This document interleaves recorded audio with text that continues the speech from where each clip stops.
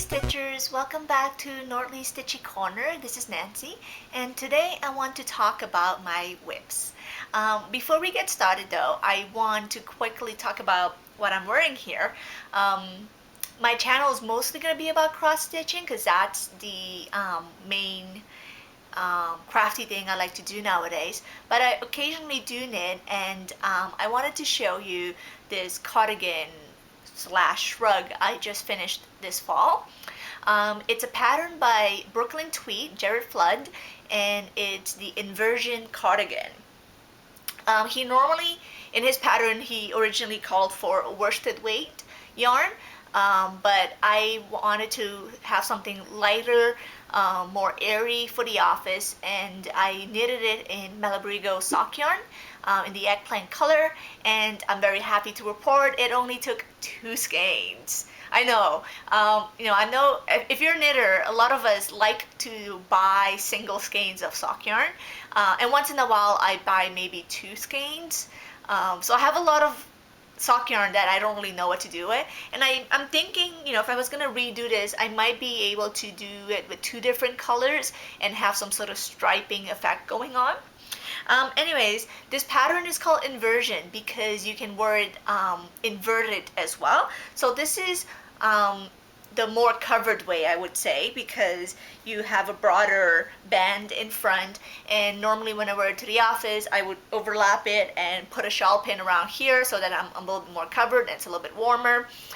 The other way of wearing it, I'll quickly show you, is the narrow way. And let me see, here we go. Let's try this. Alright, so if you can see, it doesn't quite cover your chest as much, it just kind of like frames your body, and I love wearing it this way when I'm wearing a simple dress to the office because it just makes everything look so much more elegant. If you're gonna knit this though, just note I did use larger needles. I think I used 4, maybe even 4.5 millimeters, and then I also omitted the, what's it called, the ribbing around the armholes, because I usually don't find it very useful, and I really used every single yard of my 2 skeins, just so you know. Anyways, so let's go back to cross stitch, and I don't have that many whips. I don't think I do anyway, but I probably will have a lot more to come. But anyways, the most recent whip I was working on, I already showed you my first video. That is the Tiger in the Cross Stitch Collection magazine. So I worked on this straight for the last 2 weeks, and this is how far I got. I'm almost done the bottom section here. You can see his paws. It was very exciting to get that in there. And here at the very bottom, there's supposed to be half stitches of the brown, and it goes all the way there. I started out doing this in a Q-snap, and I used continental half stitches. And when I took it off the Q-snap at the end of the night, I noticed that my fabric was pulling in one direction. And originally I thought that I didn't pull it the right way in my Q-snap, that I must have skewed it somehow. Excuse me.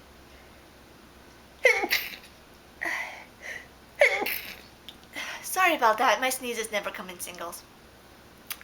So when I pulled it off the Q-snap, I noticed that it was, the fabric wasn't even, so I ripped it out, and I stitched it in hand again, using continental, but much looser, and it's still skewed. The fabric still pulled, and I didn't know what to do, so I ripped it out again, and I've left it off now, and I'm hoping to deal with it when I'm done with the whole thing. I asked the question on the Facebook group, Cross Stitch and Discussion number 2, and I got some really great answers. One lady said that I should not be using continental stitches for larger areas because it does have a tendency to pull the fabric. So she recommended that I use basket weave half stitches, or even just regular half stitches, but I've seen how that pulls the fabric, so I think I'll try basket weave. It's interesting because I thought that continental half stitches were the way to go, because so many people who stitch heaven and earth designs, they use continental tenting, and they never, never had anyone, I never heard of anyone complain about the fabric skewing. So I thought it was okay, but then someone else pointed out that, in a lot of head designs, you actually just you have confetti, and when you have confetti and you use continental tenting, it kind of, I guess, it evens it out, or it doesn't skew it as when you have like a long stretch of the same color. So that kind of makes sense to me too. So I'll definitely try the basket weave tenting when I'm further along. I'm a little bit intimidated by basket weave. It seems so complicated when I look at the diagram. So we'll see how that goes. Anyways, in case I haven't mentioned it yet, I'm stitching this on 36 count linen. It's a pearl gray color, and I got it from my local needlework store. They very kindly searched it for me, so I'm very happy with that. So my other whips, I'm just going to drape this here. I want to show you my Frosted Pumpkin Stitchery Woodland sampler. It's the first pattern I purchased from them, and it's really, so far, my favorite. It's taken me 2 years to do it now, and I'll tell you why. Here's the first half, and it was my first time stitching on even weave. I got the Monaco, the Charles Craft Monaco. Very easy stitch. I love the feel of the fabric. The weave is very, very even. It's so easy to do. And I got the Cosmo floss from the workroom in Toronto. And they gave me a little bundle. I just keep everything in a little Ziploc bag so you can see the floss here. And what I do is, when I didn't want to wind them on bobbins at a time, because everything on bobbins was DMC to me, and I didn't want to mix it up with my DMC stash.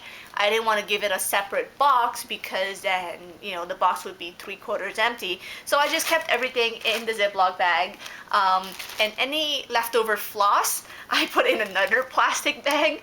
And when I need a color, I will look in this bag first to see if it's already there, because the colors are very, they're not similar usually. There's maybe like 2 yellows that are pretty similar to each other, but for the rest, they're very distinct colors. It's really easy for me to like pull out the one I want. And I want to show you the metallic, the Cosmo metallic. I've used the DMC metallic before, and as most people know, it is a pain to work with.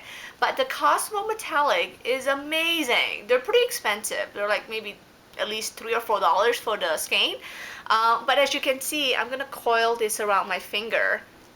It's like, it's like regular floss. It does not, it's not stiff. It is really easy to work with. I've never used Kreinik or treasure braid, so I don't know how it compares to that. But if you're frustrated by DMC and you're looking for a really nice metallic, the Cosmo metallics are amazing. Anyways, so back to the sampler. I started it, and then when I got to about May or June 2 years ago, I realized that I made a mistake. You see here, this is only half of the year, and I cut my fabric too short. I don't know how I did that. I don't know why I did that. Maybe it's the right size, but I just started too much from the top down. I don't know.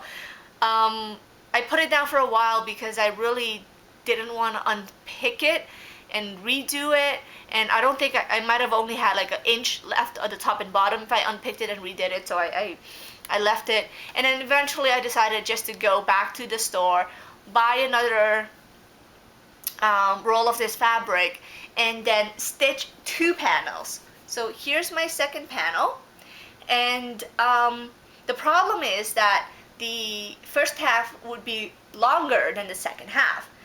So my solution for that is to design another block. I'm going to stitch an extra block so they're both the same size, and then I'm going to ask Andrew to design it for me because I'm not very creative, but I wanted to have something that's personal, so maybe the two of us and the cats, or something else that represents us at the bottom. And then I don't know how I'm gonna finish it yet. I could either do two wall hangings, or two identical frames, or maybe even one big frame and have a mat with two cutouts in it. I think that would look really nice, but it might be that's the most expensive solution. So we'll see how it goes when it's done. This is a whip still, just because I want to stitch the months as they appear. So I finished October, and I'll do November in a week and a half when it comes around, and then I'll do December. I really like stitching on this one. The floss is amazing, the designs are really cute, and the fabric is just very nice to work with. So that's my frosted pumpkin. I'll put that away.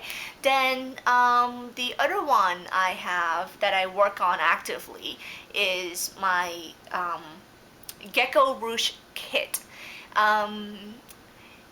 So I don't know if I mentioned this before, but when I make a decision to stitch something, I generally ask myself the question, would I put this on my wall? And for a while now, I've wanted to put something with a octopus, or the kraken, on my wall, and I thought it would be really neat to stitch something like that, instead of just going out and buying a print. I searched for a while for any octopus or octopi patterns and couldn't really find anything I liked. And was even contemplating on converting one myself from various artwork I found on DeviantArt, using the artist's permission, of course. But then I saw this kit from Gecko Rouge. They're a UK-based company, and they unfortunately don't sell the patterns at all. They have licenses with various artists, and they only sell kits. And it's a little bit pricey, more expensive than if I just bought the pattern and the floss separately in North America, because I understand that in the UK your DMC floss is more expensive. But then at the end of my second school year, two things happened. First of all, it was the end of the school year, and I like to reward myself with something for finishing the school year, and just to keep me motivated. And then secondly, around the same time, Gecko Rouge just dropped the price on that particular kit, and I don't know why, but I was like, all right, here's my credit card, I'm buying this. So I'm very happy I did so.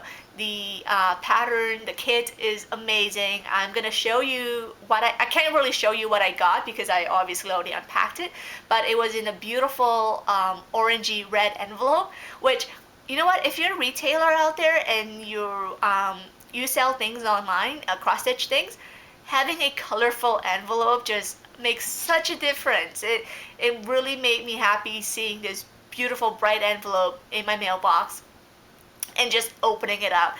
And so within the envelope, I'll show you what I got. I used these cheap dollar store folders, or like plastic sleeves or something, whatever, to keep all my stuff in there. And so in it was the pattern printed on glossy paper in color, so you could see what it's gonna look like.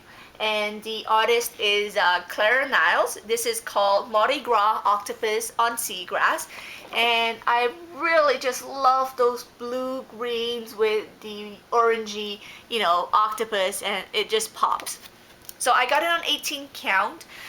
There was also 25 count Magic Guide available, and I really wanted to try Magic Guide, but I thought 25 would be a little too small, so I opted for 18, and it's Ada, which doesn't really matter because the entire design is going to be covered anyways. So inside they printed all the pages, and they have this little plastic spine thing to keep it together, and there's instructions on it.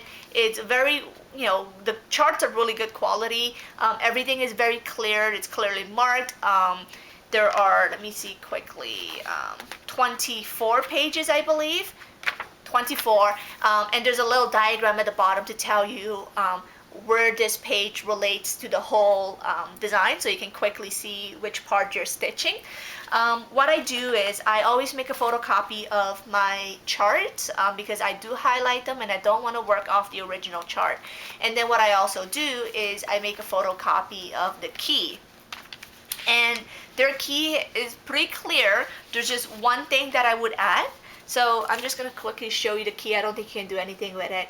But they have the symbols and then the floss number and name. But what I thought they were missing was the number for the floss in the floss card. So they have it numbered 1 to 50. There's 50 different colors and then a symbol on it. So when I look at the chart and I see a symbol, for instance, a circle, I would look at here to see what the circle is. And then because there's like 4 cards, floss cards, I don't want to have to go through each one of them to figure out where the circle is on those floss cards. So by having the number, like if the circle is number 23, then I know to go to, you know, the card with the 20s in it, and I can easily retrieve that. So a suggestion for them would be to then include the number of the floss card onto their key as well. And the way that the floss cards come, I'll just put this away, is pretty nice. They have this really neat little foldy thingy here with a ribbon with their logo on it. And so when you open it up, they include I think 1 or 2 needles in this little package, and then the floss cards are customized for their symbols and the numbers, and they even color the symbol according to the color of the floss. So for instance, the red ones are red, the yellowy, you know, beigey ones are, you know, yellowy and beige. And generally I don't keep it in this because I find it really hard to flip through it. So what I do is I just remove the ribbon and I use it just like this, so they're nice and loose and I can just grab whichever one I want. You'll notice that these are mostly the octopus colors. There's not too much green in it because there was so much of it. I took it out and I put it in a different floss holder, and I'll show you what that is. Oh, by the way, so what I do is when I'm done, I just gather it all and turn it around like this, and it's really neat and tidy, and I can put it straight into my project bag. Beautiful. So I'm gonna just put this all away so I don't get all confused. And this is what I do with the greens because I use, you know, they're so prominent in the chart. Here are little floss holders. They're customized. Andrew made them for me for my birthday this year. This is Bam Bam and this is Pebbles. And this is just really cute because, you know, Bam Bam loves eating snacks. Like if you give him like junk food, he will eat all junk food and none of his real food. And Pebbles, as I mentioned before, he's a very smart cat. So he's like a little, you know, sir. Anyways, I thought, yeah, I think they're adorable. I love it. I love it to pieces. And I just use little stickers here to write down the number and the symbol in no particular order, by the way. And yeah, I love these. They're adorable. And what I do is I just wrap them around again and keep them in my very handy project bag. Okay, and then the only thing I need to do now is to show you the actual whip. So here it is. It's not too big a design, it's doable. So here it's in all its glory. I've done the entire, well, most of the top page, except for here where the tentacle comes. I'm gonna save that for the bottom row so that I can do some parking in there and get it all done with. But yeah, as you can see, this is the fabric that comes with a kit. They give you a nice generous amount. There's plenty of border all around, as you can see. I grid it so it's, you know, it helps me keep track of where I am and, you know, it helps prevent making mistakes. I still make mistakes, but not too bad. And I do use masking tape for my edges. I know. But anyways, this part is gonna be framed behind it, or I can cut it off if I really need to, so I don't really care that much. What do I want to say about this? It's a very nice stitch because it has lots of areas of single colors with a little bit of different colors in there. So when I'm watching a show or when I'm a little bit tired, I can just stitch this and not have to worry too much about it. And then there's the octopus parts that make it very interesting. I do want to say though, for this chart, all the different little shades that go into the back, that blend in the background, really make a difference, man. I mean, when I'm stitching the huge parts in one color mostly, it looks kind of bland, and then when I go in there and fill in a stitch here and there, and two stitches here and a cluster here, it just brings it to life. So I think it's really well charted. I love it. I just thought it again last night over here because I got a little bit sick of the tiger. Just so you know, the tiger, that's the first project I did on linen. I've worked on over 2 before, so that's not a big surprise. And I love the fabric and I love doing over 2. It's not, super complicated. But it wasn't until last night when I finished most of the first page of the tiger and I decided to stitch a little bit more on this. That's when I realized that, wow, Ada is so easy to work on. Seriously, I don't have to worry about, am I stitching it over the right leg? Oh, my stitch looks a little bit, short. Does it mean that I went over 1 instead of over 2? I have grid lines here so I can quickly see where I need to go instead of like painstakingly counting on the linen threads. So I really see, the appeal of both types of fabric. And for me, if I'm gonna be stitching something where the cloth is gonna be covered, I'll definitely use Ada. I mean, unless I want anything larger than 18 count Ada, which, I think there's 20 or 22 count Ada available, but I can't really find it locally. Anyways, unless I was stitching something where the background is really showing, I'm not gonna care that much, and I'm just gonna use Ada because really it's so much easier to stitch with. So that's my octopus whip. I'm hoping to finish this next year. Oh, if you're interested, I can show you the back. So the back, as you can imagine, for the green parts, it's not too bad. I mean, I do end my stitches by running it under a few existing ones, so you do have all those little tails. But when you get to the octopus, oh, there you go. I hope you can see this. Yeah.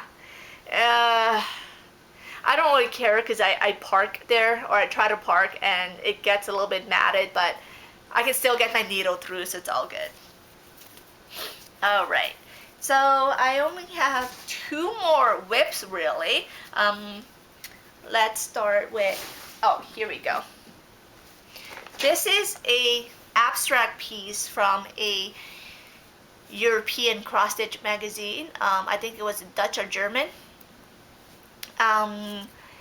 It might be out of print by now or just totally hard to find, but I saw it on a forum and I loved it so much, so I contacted the lady who posted it. She finished her project and she sent the chart along to me, which I really appreciate.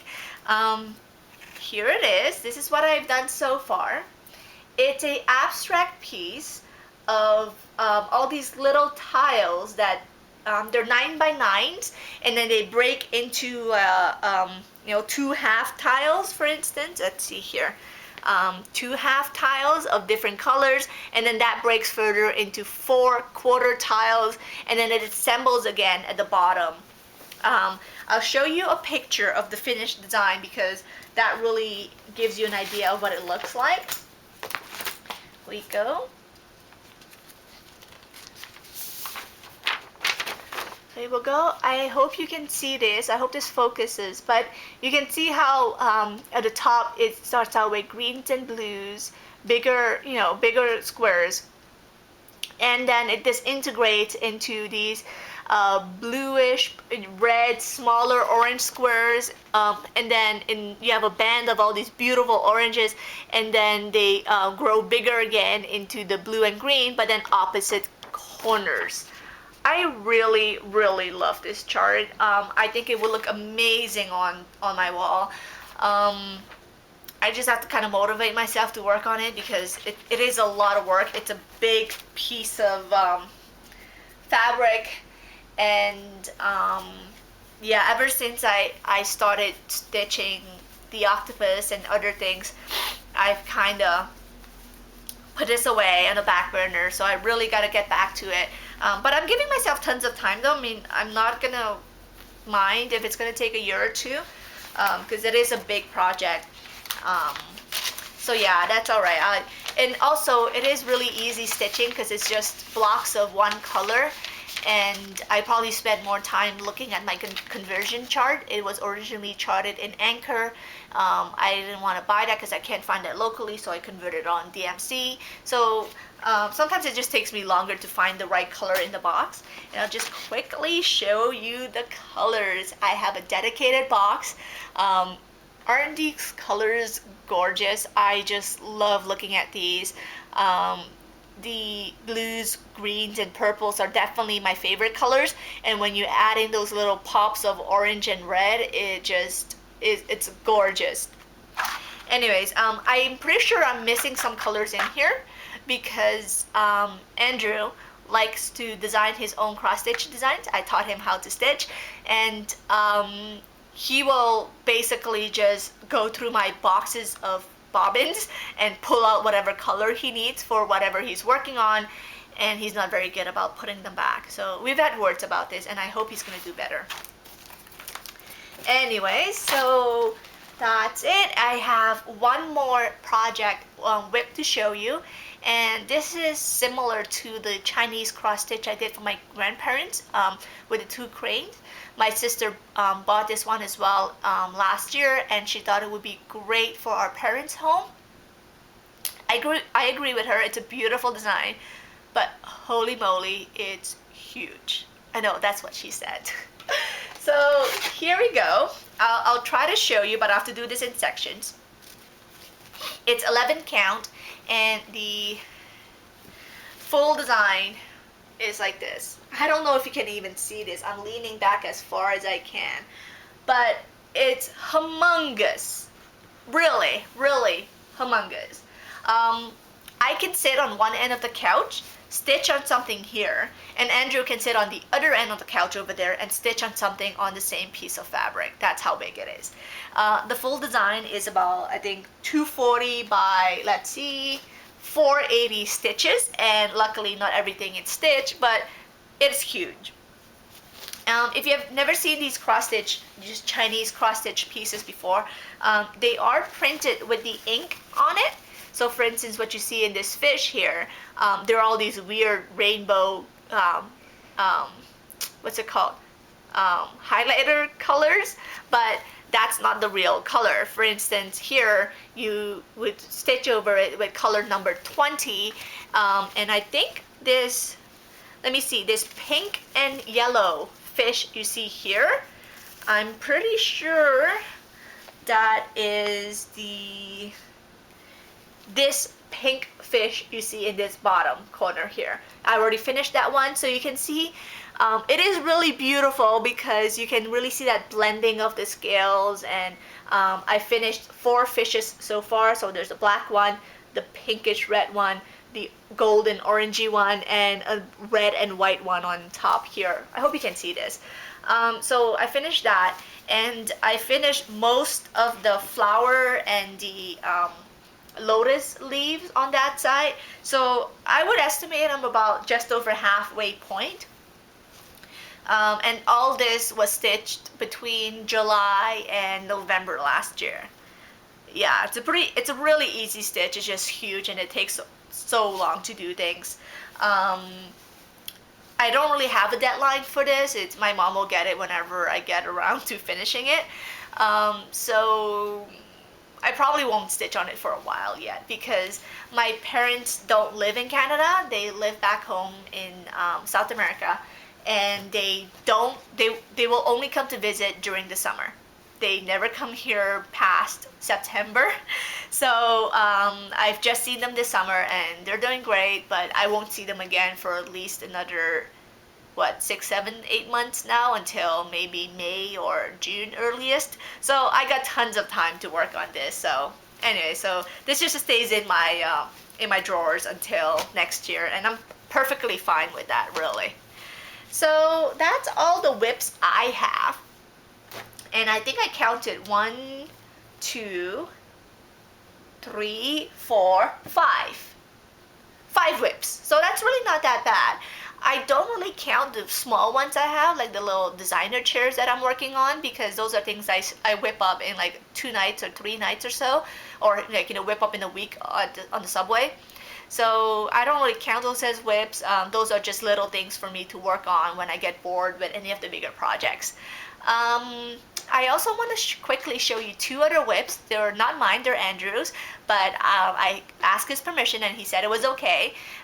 He's definitely the more creative one of the 2 of us, and he designs his own patterns, and he loves video games, as most guys, and so he loves stitching video game characters and things like that. I help out once in a while, but you know, I'll just let him do his own thing. And here is the latest one he's working on. He doesn't work on it frequently, but this is a selection of Pokemon characters. So obviously I showed him the huge Pokemon cross stitch that I think at least one, maybe multiple people are now working on. I've seen multiple versions of it, and he thought it was amazing. But honestly, it's crazy, and at the rate he's stitching, it would take him like a decade just to finish it. So then I suggested, why don't we do one with the cute baby looking Pokemons? So we selected all the little cute baby, well, actually no, what I said was, wouldn't it be awesome to have Snorlax in the middle surrounded by all these other little Pokemon? So we selected a bunch of them. He put them in Photoshop, charted it out-ish. I think he just pixelated everything. And then whenever he needs a color, he prints it out in color. And then when he needs a color, he will just go through all the bobbin boxes and find the closest match. So this is his progress. It's going along very well. I love it. I can't wait for it to be done, so we can put it up on our wall. Interestingly though, I don't know if you're one of those people, but whenever he touches needles, they tarnish so quickly. I had to get special needles. I had to get gold needles for him, and I got like a pack of 100 online. And even those, you know, those last longer than the regular needles, but they still go bad after a while. And it's just something in his chemistry that just acidic or something. So I don't know if you have that problem as well. In my research, I found out about the super gold-plated needles from the Cross Stitch Guild in the UK. They're ridiculously expensive. They're probably like 20 pounds for a set of like 10 or something. But they're supposed to last you a lifetime, or at least a very, very long time. So I didn't buy those for him. I just got him a 100 pack of regular gold needles, and if he wears through all of them, you know, then we'll maybe look into getting the super ones. But anyways, I feel bad for him, because whenever I pick up a project after him and I use the same needle he used, I don't know how he stitches, because it's like a battle getting the needle through the holes. And it's not because the needle's the wrong size, it's just they're tarnished, so they don't glide as smoothly anymore. Anyway, so that's his whip, and he has another one. I think it's Mega Man, I'm not really sure. No, Metroid. He's been working on this for a long time as well. Here it is, and he got most of it done. If you can see, you know, he did all the dungeon-y stuff and the pipes and whatnot. And I think the black back stitch is supposed to go all the way up, and as you can imagine, he got bored.